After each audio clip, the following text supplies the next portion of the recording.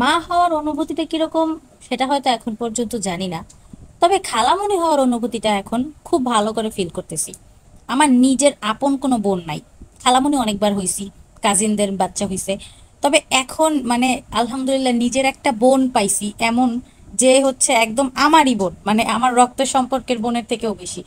আর তার কাছ থেকেই প্রথমবারের মতো খালামণি হয়েছি। এর আগের বার, তার আগের আরো দুইটা বাচ্চা আছে, তবে তারা মানে তাদের জন্মের পর আমার সাথে পরিচয় হয়েছে, কিন্তু এই পিচ্চি জন্ম হয়েছে আমার হাতে, সোজা কথা। মানে পৃথিবীতে আসার পরে তার মায়ের পরে যদি কোনো মেয়ে কোনো মহিলা তাকে কোলে নেয়, আমি ওকে নিছি।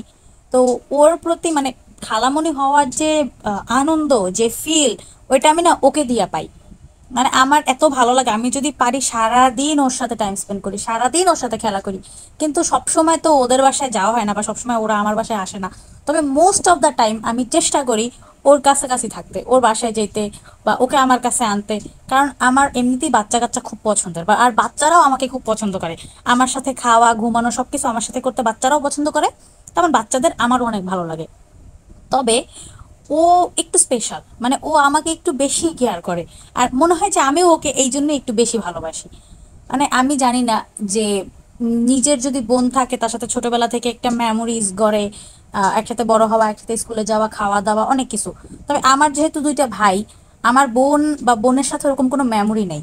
আমার খুব ছোটবেলা থেকে মিস করতাম যে আমার যখন ছোট ভাই হয়েছে, তখন আমি খুব বেশি রাগ করছি যেদিন আমার ভাই জন্ম হয়েছে।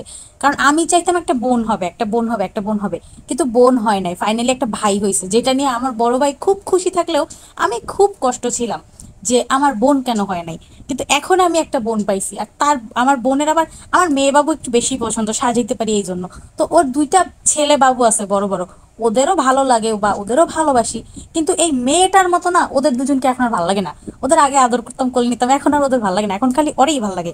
সারাদিন ওরে নিয়ে থাকা, ওরে খাওয়ানো, ওরে ঘুম পাড়ানো। যেহেতু আমি মানে ছোট বাচ্চা, আমার ছোট ভাইটা পালছি, কিন্তু অনেক দিন হয়ে গেছে, বা ওরে আমি ঠিক মতো খাওয়াইতে পারি না, হয়তো বা ঠিক মতো ঘুম পাড়াইতে পারি না। কিন্তু আমি চেষ্টা করি, কারণ আমার ওকে অনেক বেশি ভালো লাগে। মানে আমি, ও বড় হলেও আমি ওকে এটাই মানে বুঝাবো যে আমি তোমার আরেকটা মা। ওকে আমি মা, মা ডাকতে শিখাই লিটারেলি।